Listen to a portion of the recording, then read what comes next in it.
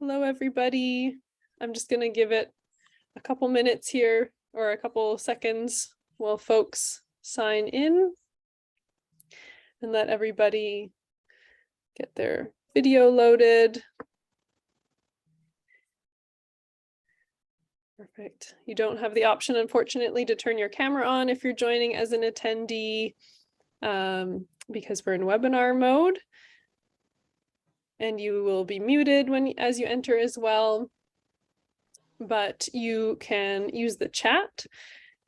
So if you want to say hello in the chat, let us know you're here. That's lovely. And subtitles are available if you need those as well. So we'll just get started in a minute here. All right, and in the interest of time, I'm going to get started. So my name's Stephanie. I'm the program coordinator at Take Me Outside. I'm really happy to be joining you today. And we have Cecilia John here with us today, who I'll let her introduce in a moment. If you've been joining us throughout the week, throughout Take Me Outside week and for Take Me Outside Day on Wednesday, I hope you've had an amazing week so far and that you've had a chance to join some of our other sessions or activities and see some of our amazing speakers. If you haven't, the recordings are all on our YouTube channel and on our website now, so check those out if you missed any. And Cecilia is here to help us sort of close out the day and celebrate our week. And I know these are all virtual, but hopefully you also made time to go outside and get some fresh air. And if you're unfamiliar with Take Me Outside, if you're just joining for the first time, welcome. It's great to have you. If you're unfamiliar with Take Me Outside, our mission is to encourage educators and learners to spend more time outdoors and to have that be a regular part of everyday learning. And I'm joining right now, I'm actually in Revelstoke. So I'm joining in from traditional Sinixt territory, Secwepemc, Tunaha, and Silex Nation territory, but usually I'm on Vancouver Island, which is Kawatsan, Cowichan tribe, and Hulkaminam speaking traditional territory. So it's great to be here back in the mountains where I'm at right now. If you're joining in and want to say where you're joining in from, that would be fantastic. So please say hello in the chat, because it's sad when we can't see your faces, but we love it when you can interact. So hello, everybody joining us. So this is the 12th time that Take Me Outside Day has happened, and now it's an entire week. We've grown, and so if you, like I said, if you want to watch anything that you've missed, we'll be putting links throughout the talk, and you can share any videos or images that you've been taking this week. We love to see those. We love to see outdoor learning that you're doing with your class or with your family or your community. And in the context of outdoor learning across Turtle Island, North America, when we're out on the land, forming a relationship with the land, it's fundamental to also be developing our understanding of the local knowledge that's been part of that land and the people who hold that knowledge, and be taking the time to create our relationship with the land and with the people, the indigenous peoples that have been on that land, calling it home since time immemorial. And so I'm really happy to have Cecilia John with us here today. We were chatting before the webinar started, and I feel so grateful to have her here and to also be sharing that knowledge with all of you folks joining in. So we're going to be hearing from Cecilia.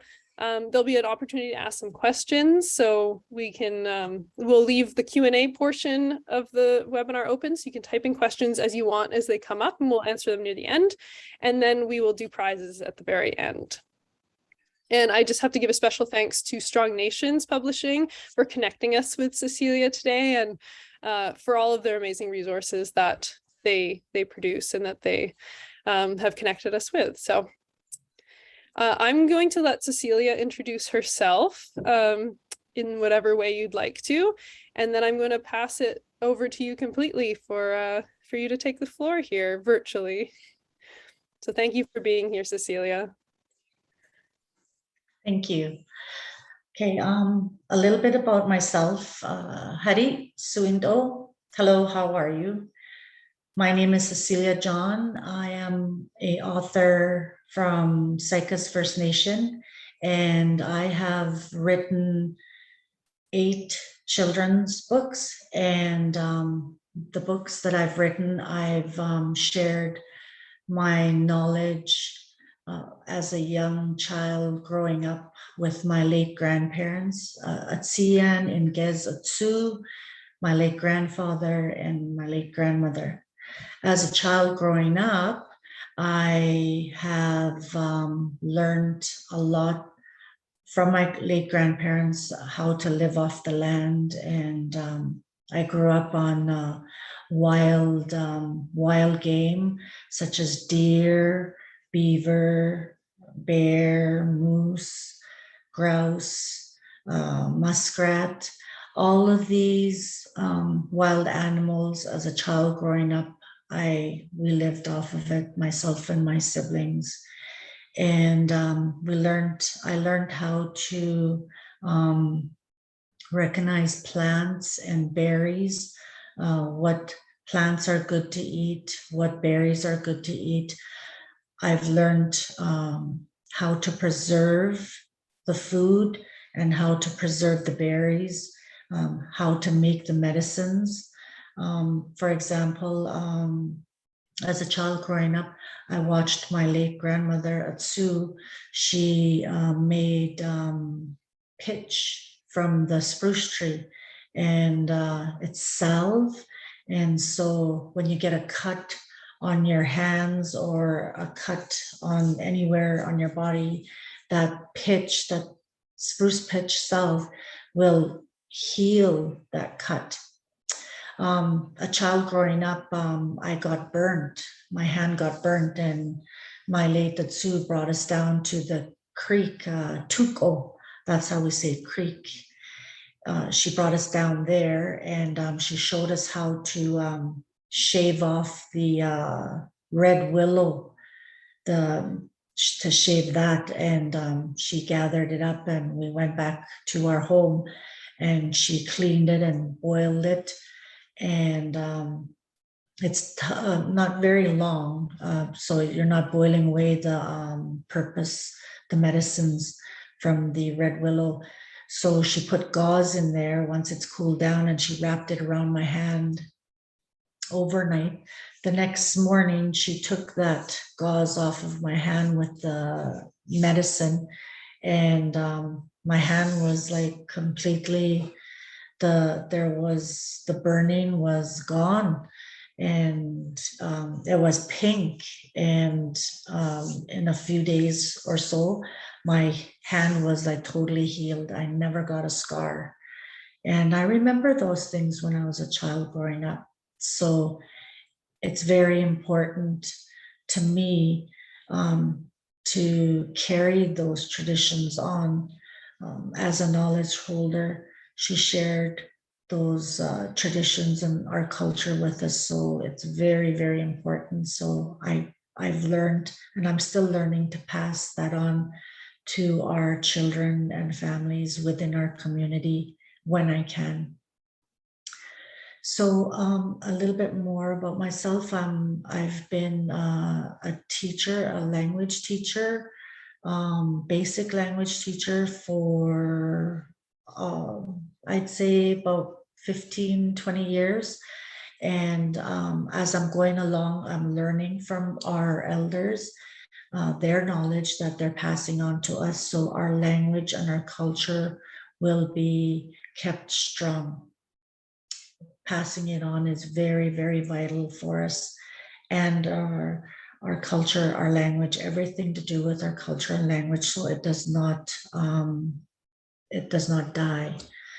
It's very important that we do that. So as a knowledge holder, I'm very honored, and I'm very happy to be sharing the knowledge and our language that have been passed down to me onto everyone I come across. So that's a little bit about myself. And so what I'd like to do now is I'd like to share a story with you. It's called Berry Picking with Atsu. I'm hoping that you can see that. That's a little bit sunny. I'm just going to move this over a bit so we can see it a little bit better. So berry picking with a zoo. This was my very first book that I wrote. And then from there, I went to Seasons and Counting and Carrier. And I do have another story, The Berries of the Dakesh Territory. So altogether, I have 8 books. So I'd like to share this one with you first. Berry picking with the zoo.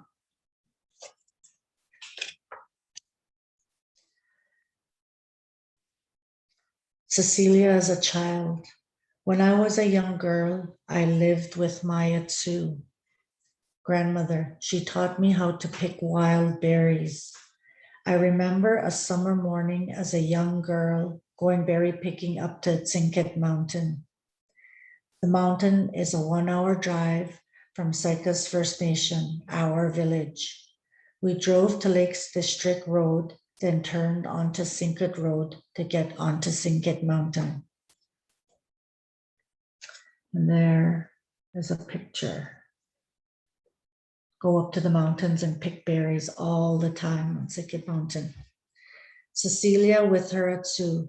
We drove to the mountain with my authour and the rest of our family, aunties, uncles, and cousins. Some of us were in the same truck as my authour. I always made sure I was with her. It was our family's time to go berry picking. And here we are. There's myself and my sister, my late sister Loretta, and this is my late authour Mary. And the regalias that we're using, my authour, our authour made all those regalias from our head wear to our dresses down right down to the moccasins, kesquits. Along the way, as we drove up the mountain, we saw so many beautiful wildflowers. All their different colors were shining against the sun's rays. We could also smell the many fragrances of the flowers. And there's a picture that my son drew. I tell him this story all the time of how our grandmother took us up to the mountain to berry pick. And one day he drew that picture. There's fireweed, yarrow, and wild rose.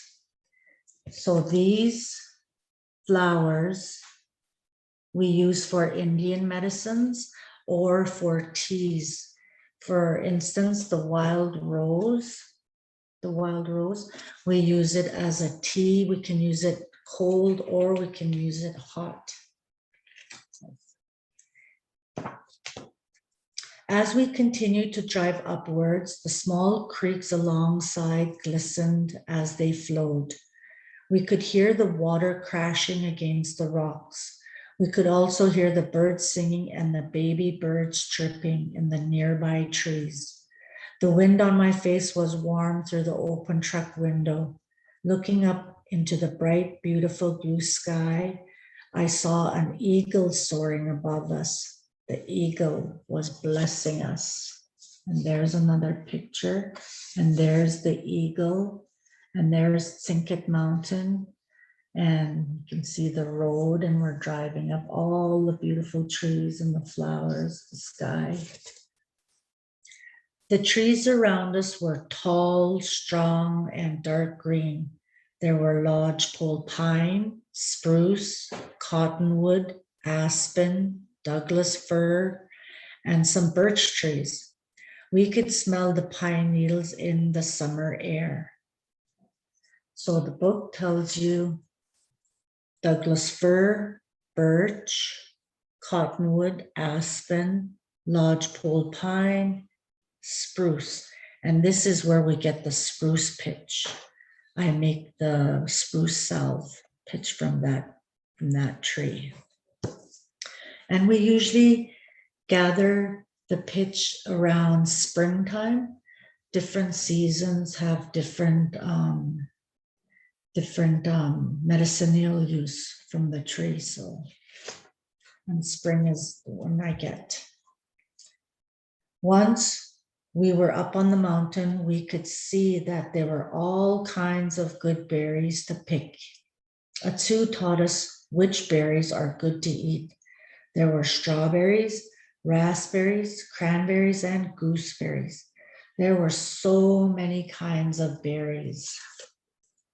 And there's a picture of the mountain again. So there's strawberries, raspberries, cranberries, gooseberries. Before we gathered berries, though, we were taught to give thanks for the food they provided. We offered the gift of tobacco to the berries. So there's the berries. There's strawberries, raspberries, cranberries, gooseberries. And with these berries, I was taught to make different jams. And yes, they're very good. We stayed on the mountain all day to pick as many berries as we could. The berries were so big that it did not take very long for us to fill the buckets we had brought.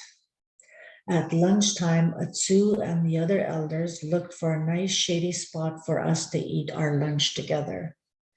We all stopped to help and load the food and set it out. Then we all sat around and talked about our morning and how many berries we had gathered. I sat next to my Authour and she told me about the good plants and foods that could be prepared for our traditional medicines. She talked about the plant medicines, what they would cure, and which mushrooms we could eat. And there's a shaggy mane. Shaggy mane, and that's a good plant. Authour said, "We must treat the mountain with respect." I asked, "Why, Authour?" She replied, "Mountains give us our food for the seasons ahead. Not only is it disrespectful to throw garbage on the ground, it is also bad for the many kinds of food that the mountain offers us." When lunch was over, we gathered up all our things and made sure we didn't leave anything behind. Then we got back into our vehicles and headed farther up the beautiful Sinket Mountain. As we drove higher up the mountain, we looked for animals. We hoped we might see a moose standing in a marsh or a mule deer bounding through an open field. And there's a beautiful picture of the mountain, Sinket Mountain. We knew that if we were quiet, we might see some other animals too. We might come across a beaver, black bears, coyote, lynx, marten, otters, rabbits, squirrels, weasels, or a wolf. We were always looking to see what we might spot. So there's a picture of the beaver, the bear, the coyote, the lynx, marten, and otter. Sitting by the truck window, I could feel the fresh, crisp evening air against my face. I could see that there were still more flowers up here, wild paintbrushes and roses. We drove for a while longer, but we did not see any wildlife. It had been a long day berry picking, and we turned around to make our way back home.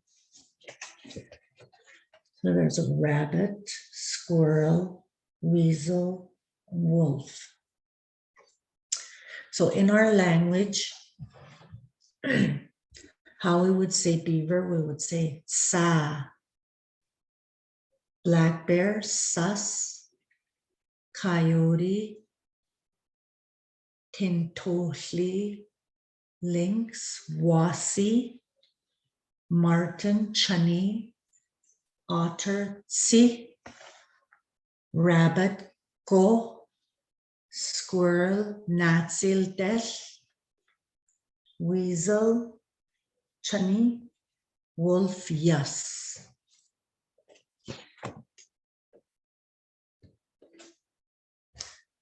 Back at home in Saikas, I thought about what a nice day it had been. I was happy that we had gathered so many berries for the rest of the summer and for the long winter ahead. I was also grateful for the time that we had spent together as a family. Those were long and wonderful days berry picking with the Tsu. There's the mountain, and then there is our village. Awetse. All finished. I'd like to share a story with you that my late grandmother shared with us when we were children. And our village created a book called the Saikas Cookbook. My grandmother gave me this one before she passed away, and she shared it with all of us when we were children. The story that was told to her when she was a little girl by her aunties, uncle, and her late grandparents is called Samak and Waka, as told by Mrs. Mary Thomas. And this story is based on a true story. Long ago, there were two Indian braves. Their names were Samak and Waka. It was known far and wide that these two braves had a grudge against each other. So one day they decided to battle it out. Waka sent word to Samak that the duel was to take place way out in the middle of a big lake in bark canoes, using spears as weapons.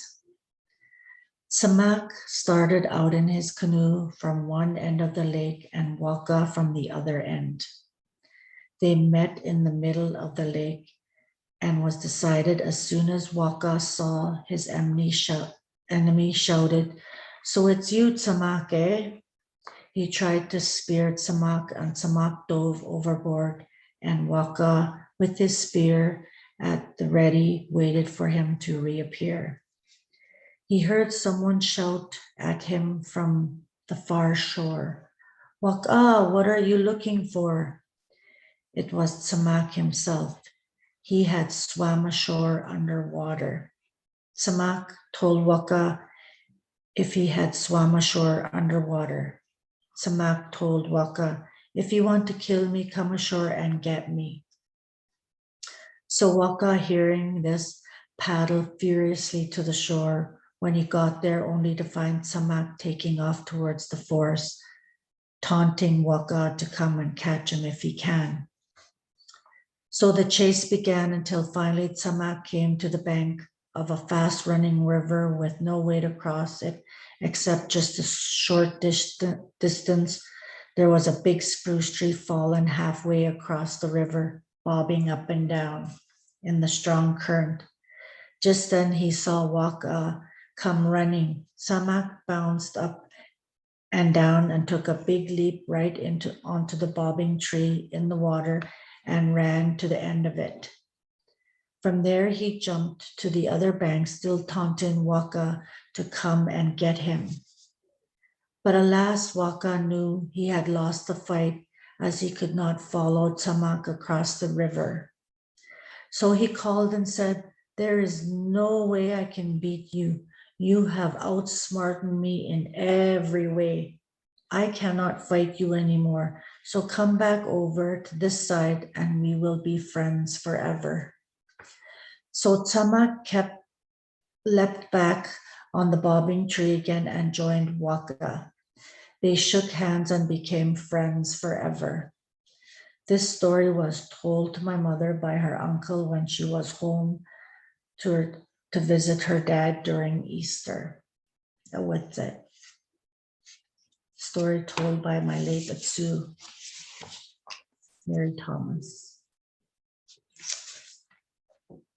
So now I will be sharing our traditional songs that I've learned as a young girl growing up.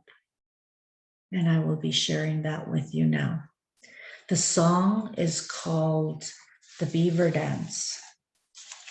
And the beaver behind that meaning of the meaning behind the beaver dance song is the beaver dance is telling us a story. All our songs tells a story. So it tells us how when we hunted the beaver, how important the animal was and how it provided us with food. And it provided us with food for survival and how we lived. As a young girl, my grandparents, my late grandfather, Tsian and Gezatsu, grandfather and grandmother, they went out on the land and they hunted and they trapped and they snared food for us so that we can eat and survive. So I will be sharing that song with you. And I will be using my homemade drum that I made myself. And how we say drum in our language, we say tangual for drum. And the drumstick is belto. Tangual in Gez belto, drum and drumstick. I'll be sharing that song with you. So first, before I start, I always warm the drum. I warm the drum. So what I do is I just hold the drum in the top motion just to warm it up.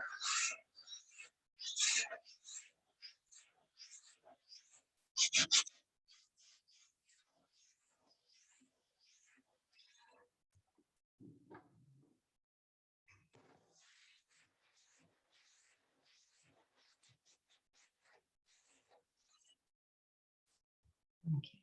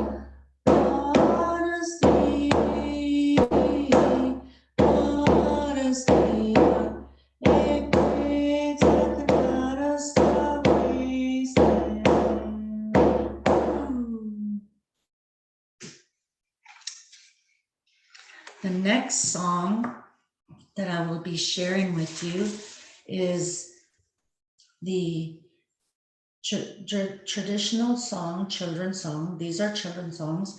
And so I'd like to share with you Samyas. Myself and late Betsy William translated this song into our language. And so I'd like to share that with you. It's called Samyas, Twinkle, Twinkle.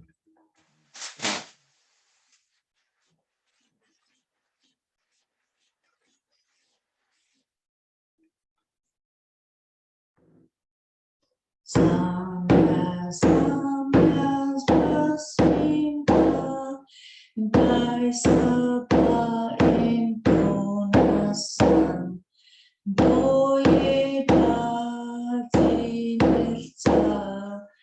Zedes Dikanundoya, Samyas, Prasinga, Daisaba Intonasan. What's it? Hold on. Thank you. Deke Nyatasni. Thank you, my friends.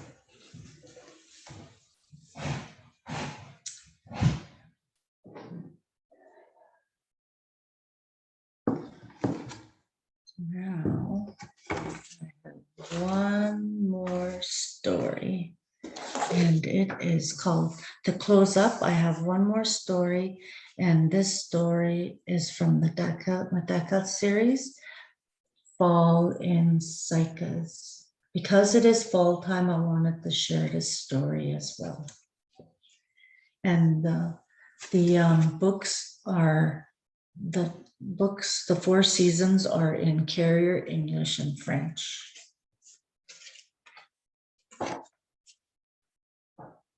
Psychas dat et sali, fall in Psychas. Daket sali, fall is here.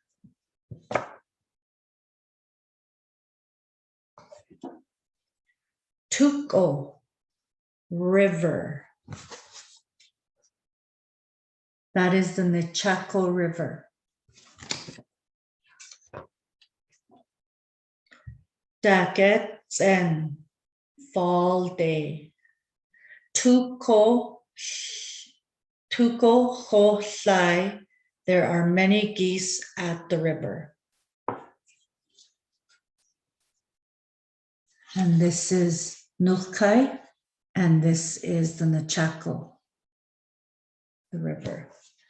I'm also practicing and learning how to say it in French too, but I haven't mastered that yet. Thank you. Atsat. Atsat. Grouse. Tankaztish. Dragonfly. Chandu. Netsi-chan. Pine tree. Pine tree. Tamarack tree. The tamarack tree, all trees have medicinal uses. Yezze genyo. Deer, moose.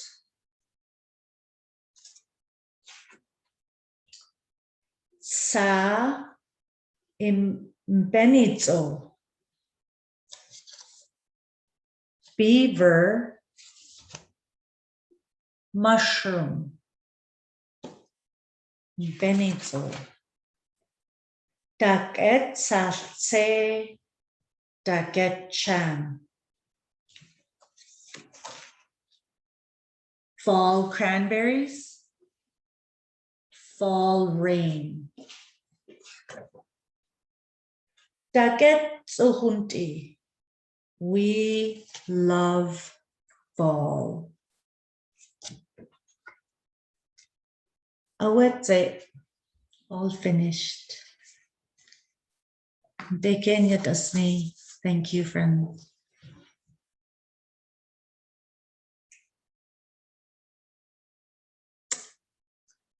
Okay, all finished. Thank you, Cecilia. Yes. Thank you so much. I really appreciate you sharing the books and the songs and explaining the words too. And it feels like there's a lot of yourself in the books that you've written as well, and your own experiences. Mm-hmm. Yes.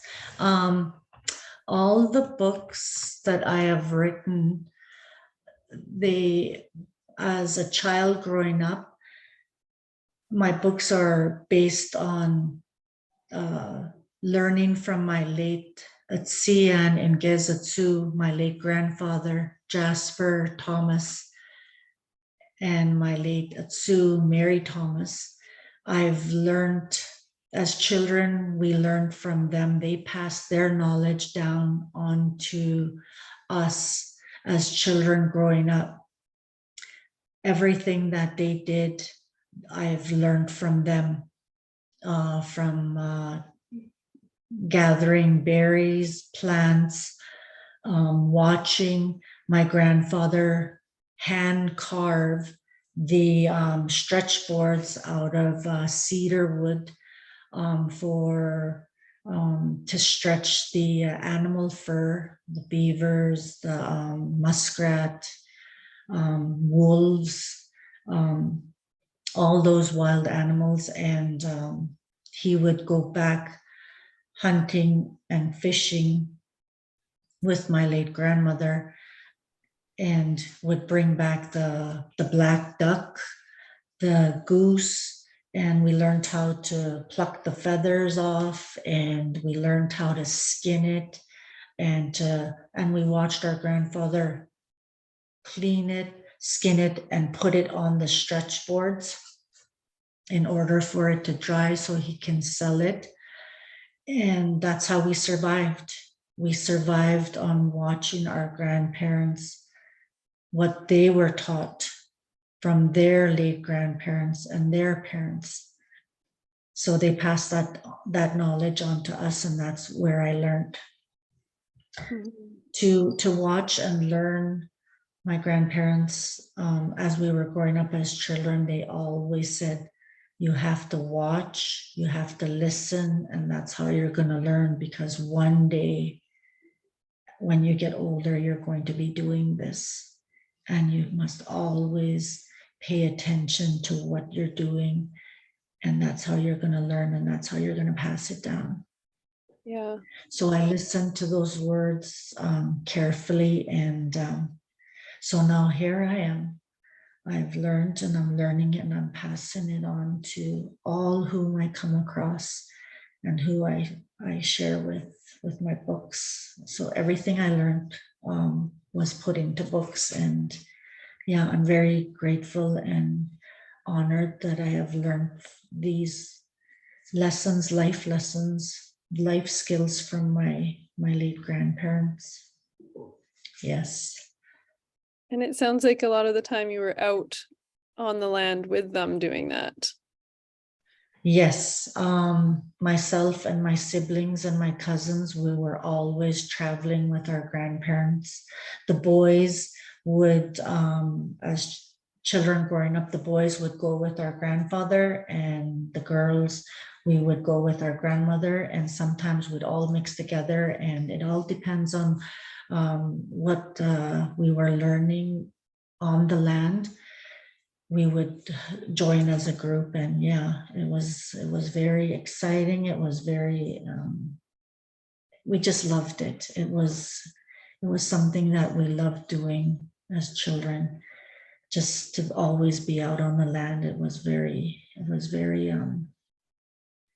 great memories, very educational, and so I'm using those skills today. Yeah. Yes. And it sort of relates to one of the questions that I see in the chat that was wondering about the story of your drum and what it's made out of. Mm-hmm. Yes, the drum is made of moose hide. The drum is made of moose hide, and the wood, the chun, is from the the wood.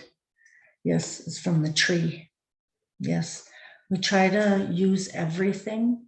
Like when we go hunting, we use everything respectfully. We use all of the animal right down to the bone when we can. For example, when we trap the beaver, we use everything of the animal. They've given themselves to us for food and for survival, for clothing. And yes, it's so very important.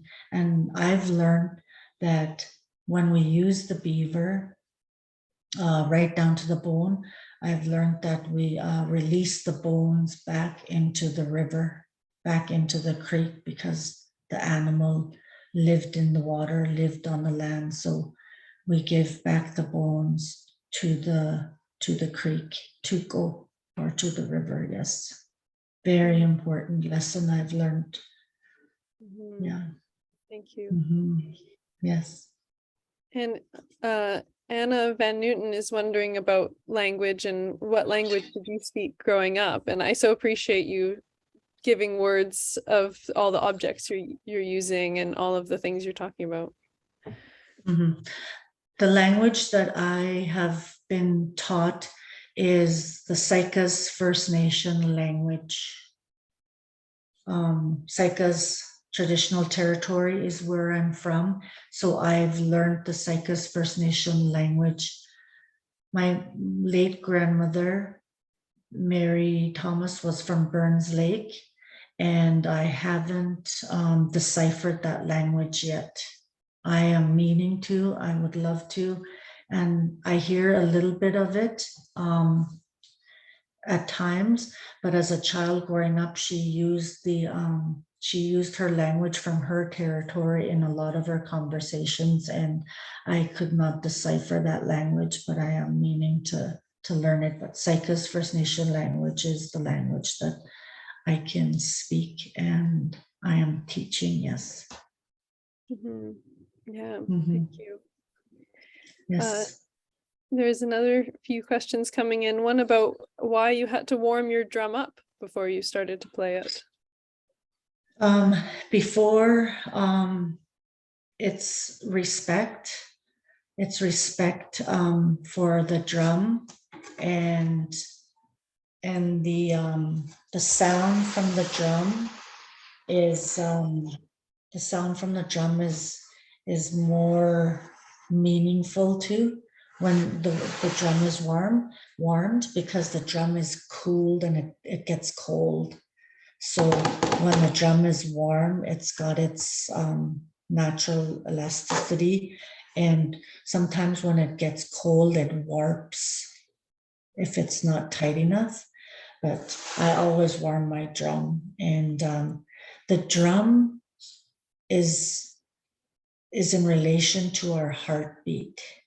Our music, our songs, our traditional songs, when you go and you hold your heart, and that's the rhythm of the heartbeat. So the drum is close to our heart, and that's that meaning. And yeah, we respect our drum. We respect our drum because we sing our traditional songs on it. So it's a very, very respectful tool that we use. And then when we don't turn our drum over like this, down on its face, we leave it up. We leave the drum up, facing up, and not on its face. Yes. And it As a just, sign of respect. Yes, a sign of respect for our drum. Yes. Yes. Thank you. Yes, you're welcome. And just a couple more questions, and there's a thank yous coming into the chat too, and lots of gratitude there. And someone, I think, just wondering if you could repeat the name of the language that you and your grandma were speaking. And the same person was sort of wondering about just how it was being with your grandma, and how was it cherry picking? And berry picking. The language is the Saikas First Nation language.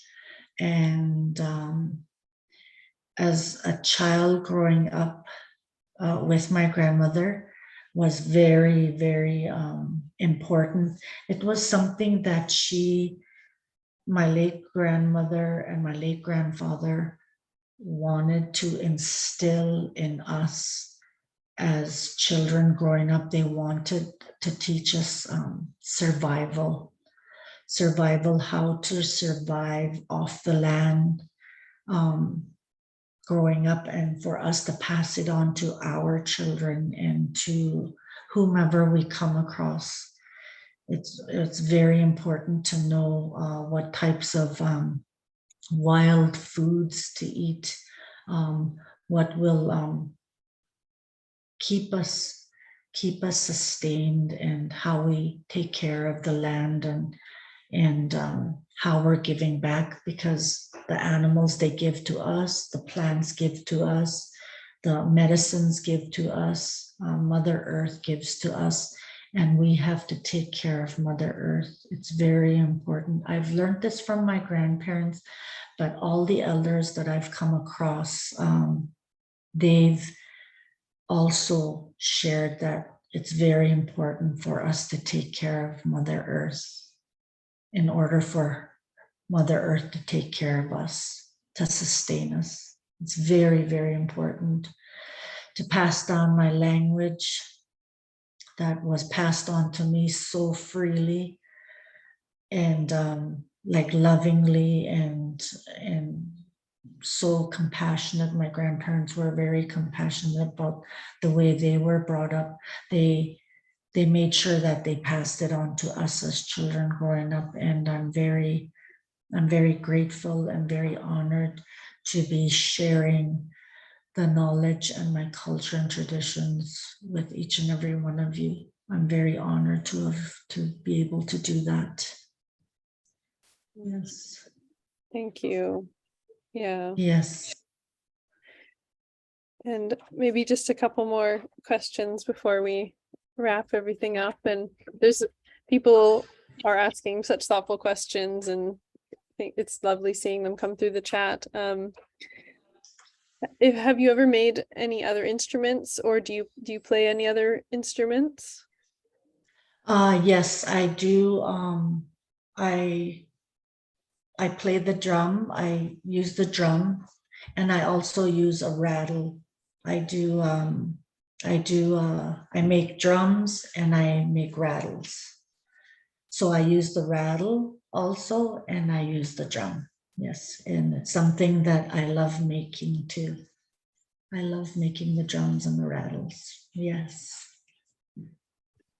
Wonderful, thank you. And I think we can we'll put a link in the chat for folks to, if they want to check out your books and find any of the books you read today as well. We'll let folks know where to find you there. Is there anything else that you want to close with or say? I just want to say I'm very happy and tsuhunti, very happy that I'm very grateful that I've been asked to share my knowledge and my traditions and my cultures with each and every one of you. I want to say a big thank you, Snachailia, to each and every one of you for me being invited to share all that I know. Thank you, and each and every one of you have a good day. Thank you. We're so appreciative and grateful to have you here and to have a chance to listen and share in that together. So I wish we could see the videos of all of the folks joining us, all the classes joining us today, but unfortunately we'll have to just imagine, and there'll be more people watching the recording too. So yeah. That was one of my hopes. That was one of my hopes, was that I was able to see each and every one of you, but this, I'm grateful that we could do it this way too. Yeah, exactly. And if anyone took any photos or anything like that, then it's always nice to see folks share those photos if they have them from today or from the whole week. And it seems like a lot of inspiration has been taken, and a lot of appreciation shared from the chat. So yes, and one day I would love to come there to visit, to do another one, an author visit. One day I would love to do that, and then I'd be able to see all of you. yeah, I know, something in person, definitely. Yes, it would Yeah. be a very honorable thing. It'd be nice. Yes. Yeah, something to plan for. Yes. Well, I will transition away from questions and into giving away some prizes for our folks who've joined us today. And Cecilia, if you want to stay on, feel free. If you want to say goodbye and jump off the call, feel free as well. So what I would like to say in our language is, in closing, awetse, I'll finish. Ducha sina nusten. I will see you again. I will see you again. Thank you, Cecilia. Welcome. All right. To folks who can stay on, we will be giving away some prizes to those who have stuck around till the end here. And I'm also going to take a minute to thank some of the partners who have made this possible and are joining us until the end of our last session of Take Me Outside Week. So we've been thanking our partners who've given away prizes or who've helped support this event in some way. So Strong Nations today, as I mentioned, helped connect us with Cecilia and also donated an amazing prize bundle that we're going to give away in a minute here. So, and if you want to check out any of Cecilia's books or any of their other amazing authors featured on there, check out their website there. Of course, the Outdoor Learning Store helps support Take Me Outside Day and Week, and they help support us every day. So we're really appreciative to the OLS for their resources and supplies, their workshops. So check them out there. They're an awesome resource for anything you need to get outside. And thanks to our partner MEC for their support in helping make this week happen. So lots of gratitude to those partners amongst our many outdoor learning partners. And so our prizes today, we have 4 prizes to give away, 5 prizes, I guess, because we're giving away 2 gift cards to the Outdoor Learning Store. So if your name is called, please email us. But as a backup, if you send us your email in the chat, then we can write it down and make sure we have your contact. But our email is now in the chat as well. So if you want to stay in touch anyway, you can definitely email us. If you want to share any photos that way, if you're not on social media, you can email us there. So first, I'm going to announce the 2 winners who won $25 to spend at the Outdoor Learning Store. So April K, if you're still here, you can message us directly, select the chat that says hosts and panelists. Yeah, April K, congratulations. So you have $25 to spend at the Outdoor Learning Store. And our other winner for that, Chantel Marshall. So congrats, you too. You have $25 for the Outdoor Learning Store. Perfect. Thank you. So yeah, type your email to us in the chat or email us at info@takemeoutside.ca. The MEC gift card, so $50 to spend at MEC. And just making sure, so you only win if you stay till the end here. Grade 5 of the West Side School. Congratulations. You have $50 to spend at MEC. Hooray, hooray. And 2 awesome prizes here at the end. One of them being the Strong Nations prize bundle. So it's there's plant knowledge cards, yoga cards. There's the book I Wish You Were Here from Erica and James Reed. They read that book earlier in the week on Monday. So there's a recording of that if you want to check it out.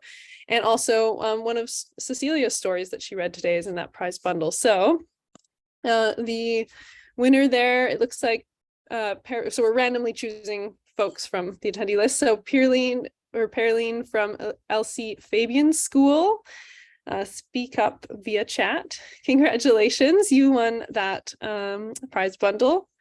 And we also have a really cool prize donated from Project Wet Canada.